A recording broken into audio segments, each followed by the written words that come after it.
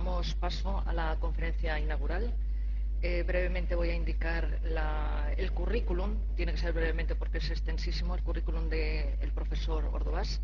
Se educó en España, en la Universidad de Zaragoza, realizó su tesis doctoral bajo la dirección de Francisco Grande Cobian. Posteriormente ha tenido varias estancias en el extranjero y le han hecho el seguir en el extranjero. Estuvo en Harvard y en Tufts University. Actualmente es profesor de nutrición y director del Laboratorio de Nutrigenómica del Departamento de Estados Unidos de Agricultura. Es el Centro de Nutrición Humana de Aging de la Universidad de Tufts, en Boston. Su línea de investigación principal actualmente se centra en los factores genéticos que predisponen a la enfermedad cardiovascular y su asociación con factores ambientales, incluidos la dieta, la nutrición. Ha participado en el estudio Framingham, que es un estudio de décadas de continuación, en el que se pretende estudiar múltiples factores de la población que determinan el riesgo cardiovascular en el mundo. Ha publicado aproximadamente 440 artículos en revistas realmente de alto nivel. Ha escrito y ha editado 5 libros sobre nutrigenómica actualmente y la dieta y la enfermedad cardiovascular. Ha participado como orador en múltiples congresos, seminarios, cursos, másters. Él lo resume maravillosamente en Europa, en Asia, en las Américas. Y bueno, le tenemos aquí, la verdad es que es un honor. Es consulting editor de American Journal of Clinical Nutrition. También participa en el comité editorial de Journal Lipid Research. Es editor asociado de Nutrition Metabolism Cardiovascular Disease y sirve de apoyo en diferentes comités editoriales de distintas revistas internacionales. También es miembro del Instituto de Medicina de Alimentación y Nutrición de Estados Unidos. Por último, es miembro de honor de múltiples asociaciones, por ejemplo, la Sociedad Española de Arteriosclerosis. No sé si él me va a corregir alguno de los premios, pero realmente ha recibido numerosos premios ya por su labor en genómica y nutrición.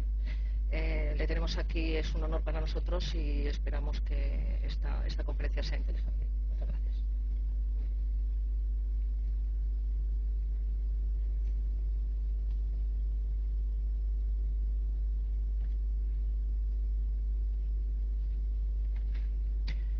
Bueno, Pilar, muchas gracias por la introducción. Es realmente un placer estar entre vosotros esta mañana y es también un placer el ver cómo los miembros de la mesa inaugural realmente han dado ya la conferencia. Y es genial el ver cómo este concepto que hace unos años era bastante oscuro, por fin está en el interés de, como bien han dicho, incluso de la gente, ¿no? Lo cual hace nuestra labor hasta cierto punto más fácil, pero también la responsabilidad es más alta, ¿no? Entonces, lo que os voy a hablar durante los próximos minutos es precisamente esa unión que he representado aquí con estas dos manos unidas, que de la manera que están unidas representa, lo estaba pensando antes, ¿no? Simplemente algo muy diferente a lo que sería un abrazo. No es que la nutrición y la genética se hayan abrazado, ¿no? Es como veréis de las próximas diapositivas, ha nacido de una necesidad. Algo faltaba a la nutrición, algo faltaba a la genética, y normalmente, como en los acuerdos de negocios, existe esta unión de manos, ¿no? Para representar algo que cada uno de ellos va a traer a la mesa para resolver las carencias que en estos momentos existen. Entonces, también me ha gustado ver cómo se ha mencionado varias veces la historia de la nutrición, cómo ha evolucionado esta, ¿no? Y es precisamente ahí donde voy a empezar. Ya se ha indicado que realmente la nutrición, el amanecer de la nutrición como ciencia, por supuesto la nutrición siempre ha estado con nosotros y ya se han hecho citas de los griegos clásicos, ¿no? Pero como lo que nosotros entendemos como investigación empezó quizás hay que atribuírselo a alguien con los experimentos de Lavoisier, ¿no? Que empezó a ver cómo funcionaba esto del metabolismo, de los que había en los alimentos, ¿no? De un punto de vista más químico. Entonces esto ahí podemos precisamente localizar el nacimiento, que fue hacia la segunda mitad del siglo de los 1700. Luego, realmente el auge vino, como ya se ha mencionado, de lo que aquí vemos, ¿no? De la identificación de las vitaminas, beriberi, pelagra, y eso fue realmente, podemos decir, los mayores éxitos que realmente podemos apuntarnos a la nutrición, ¿no? En algunos de ellos, como ya se ha mencionado al introducirme, participó de una manera muy destacada mi maestro, a quien muchos de vosotros conocéis, Francisco Grande, ¿no? Que durante la Guerra Civil Española, ¿no? Trabajó bastante precisamente en esas deficiencias nutricionales que tuvieron lugar precisamente en la ciudad de Madrid. Bien, antes de eso no había investigación, pero había cosas que eran asombrosas, ¿no? De la importancia de los nutrientes en la salud. Por ejemplo, aquí tenemos representado una escena más de donde yo vivo, no sé si habitualmente, pero al menos vivo, que es Estados Unidos. Esto representa a Jack Cartier y su equipo, que se dedicaron a buscar algo que era muy difícil en aquella época. Lamentablemente va a ser mucho más fácil en los tiempos modernos, por las razones que bien sabéis. Estaban buscando el paso del noroeste, ¿no? Que, claro, imaginaros antes cuando había que ir, no estaba el canal de Panamá y había que ir por la punta debajo de Sudamérica, arriesgarse el pellejo y pasar al otro lado, ¿no? Pues claro, lo ideal sería que hubiera una ruta corta, ¿no? A través del norte de Canadá. Y este grupo expedicionario lo iba buscando. Decía que ahora será más fácil porque naturalmente con el calentamiento global ese problema se está resolviendo de una manera lamentable. Pero en fin, como podéis suponer, esta gente en su barco, por meses por ahí, perdidos, ¿no?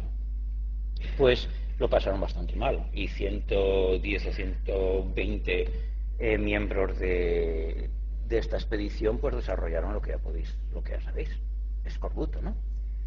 Y en aquella época la relación entre los franceses y los indios, pues no sé si estaba muy bien. El caso es que los franceses tenían miedo de los indios, o sea que no querían de alguna manera comunicarles cómo estaba la situación con ellos. Es decir, que la mayor parte de la gente estaba enferma o muriéndose, ¿no? Pero al final tuvieron que hacer algo, ¿no? Y curiosamente, en lugar de atacarles, los indios respondieron simplemente preparando un té con la corteza de uno de los árboles de allí. Inmediatamente, en días, la tripulación estaba ya totalmente curada, ¿no?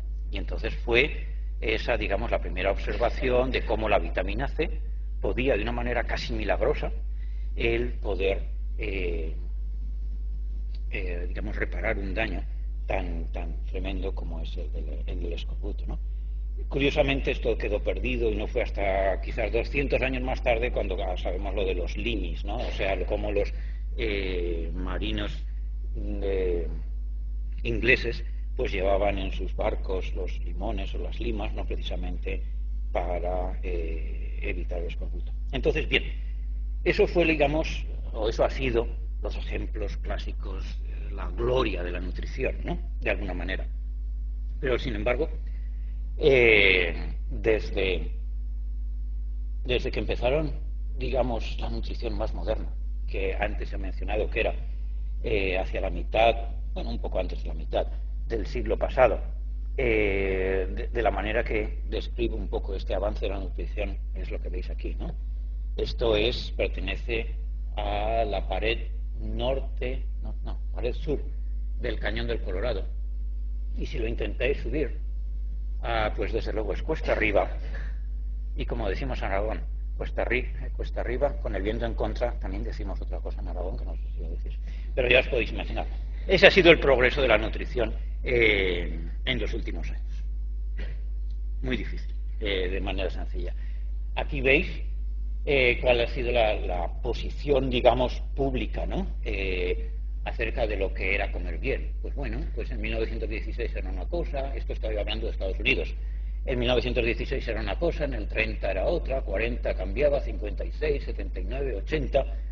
O sea, recomendaciones dietéticas para estar sano. Pues depende de la situación política, de la situación económica, pues cambiaban las recomendaciones. No las he traído aquí, pero es curioso ver cómo en 1914, precisamente en esa época de las primeras recomendaciones, pues, ¿qué era lo que se recomendaba a la gente? Pues coman ustedes hidratos de carbono, coman, no sé, lo que ahora está, carne de pollo, ¿no? Etcétera, etcétera, coman pescado. Y eso eran unas buenas recomendaciones de acuerdo con lo que sabemos ahora. Pero ¿cuál era la razón? Estados Unidos, bueno, el mundo en aquella época estaba en guerra y que había que ahorrar, había que proporcionarle a la gente que combatía, al ejército, las cosas buenas, ¿no? La carne, no sé, todo lo que era rico en proteínas y en calorías, eso que era bueno, había que guardarlo para el ejército, mientras que el pueblo que no combatía pues se quedaba con el resto, ¿no? Los cereales y demás.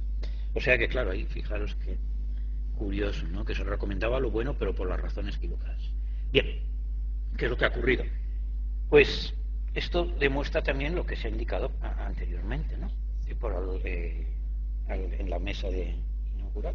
Y es que, desde luego, la gente está interesadísima en todo lo que pasa relacionado con la salud, pero sobre todo lo que pasa relacionado con la nutrición, porque es fácil de entender. Todos somos expertos en nutrición aquí porque, digamos, tenemos los títulos. Fuera, pues porque lo hacen todos los días y además hablan con la vecina o con quien sea que lo sabe. Entonces, por ejemplo, la prensa pues ha estado, como bien sabéis, y no ofensa a la representación, pero como sabéis, cada semana pues el titular es diferente y a veces pues bastante controversial, ¿no? Y aquí, por ejemplo, tenemos un representante de la prensa pública bastante en el New York Times, también en Science, que es Gary Taubes, que, por ejemplo, tenía este titular en 2002 en el New York Times. ¿Y qué si todo esto ha sido una mentira gorda, ¿no? Todo esto de que la nutrición está relacionada con la salud y que hay que evitar las grasas y tal, ¿no? Y entonces, pues de una manera, esta pirámide que ya conocéis del USDA en Estados Unidos, por alguna manera, la nueva pirámide pues no era tan erguida, está un poco más caída. Bien, claro, seguimos confiando. Avanza el tiempo y de repente te dicen, bueno, no, es que los antioxidantes sí, pero parece ser que no funcionan. Luego, como bien sabéis, el ácido fólico sí, rebaja, pero luego no parece ser que hay relación con las enfermedades cardiovasculares. Y había o sea, en Estados Unidos ya sabéis que había un elemento bien sólido de las recomendaciones que eran, la dieta saludable tiene que estar asociada siempre con una dieta baja en grasas, ¿no?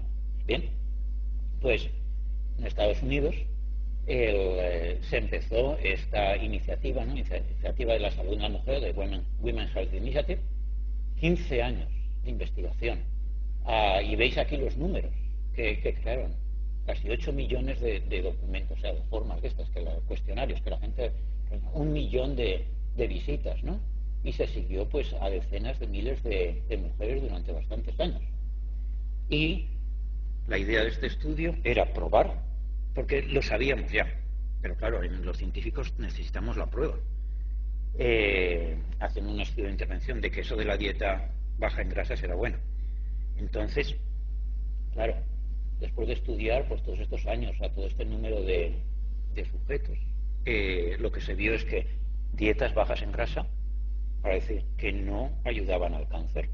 Bueno, es decir, que no ayudaban a la prevención del cáncer, que no ayudaban a la prevención de la enfermedad cardiovascular y que no ayudaban, por ejemplo, a la osteoporosis, en el caso de la calcio y vitamina D y tal.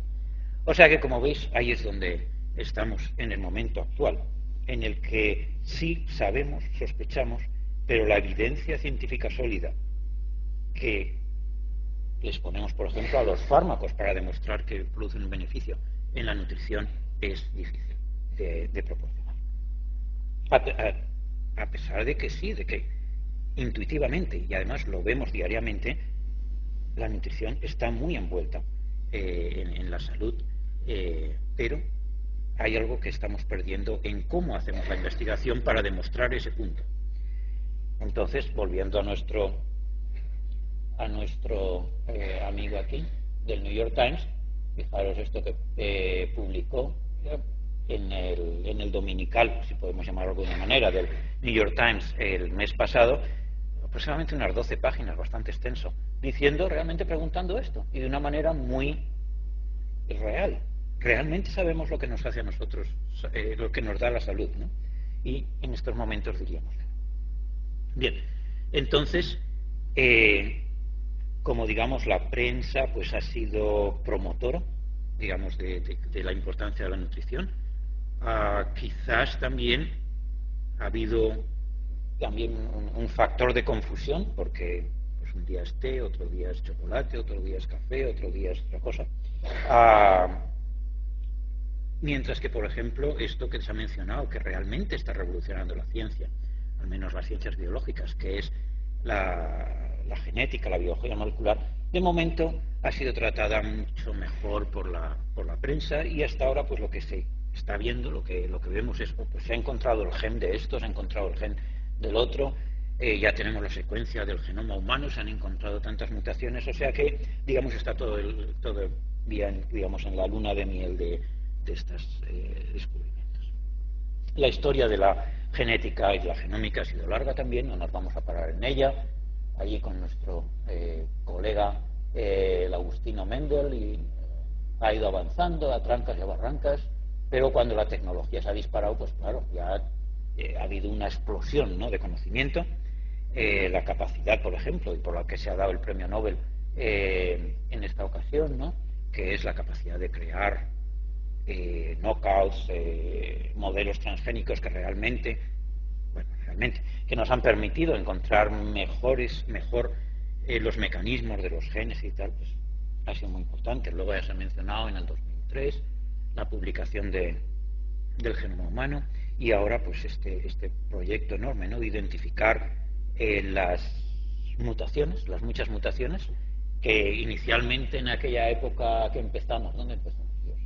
Por aquí empezamos a estudiar la genética con tecnología muy primitiva, pues decíamos, pues hay tantos miles de mutaciones, bien, porque las podíamos ver unos cientos y decíamos, pues debe haber miles. Como empezamos a saber más, pues decimos, no, es que hay podemos mirar cientos de miles, debe haber millones. Bueno, ahora que, como ya sabéis, también se ha publicado la secuencia del primer